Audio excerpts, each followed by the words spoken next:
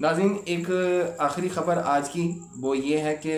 اسرائیلی parliament میں صدر Donald Trump جو تھے وہ خطاب کر رہے تھے،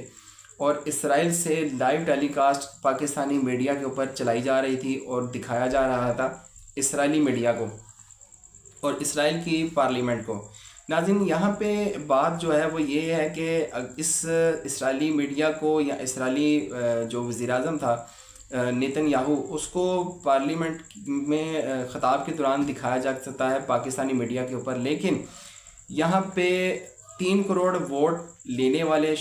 لیڈر کو، ایک مقبول جماعت کے لیڈر کو، اس کا نام جو ہے پاکستانی میڈیا کے اوپر نہیں چلایا جا سکتا، اس کی تصویر کو میڈیا کے اوپر نہیں چلایا جا سکتا،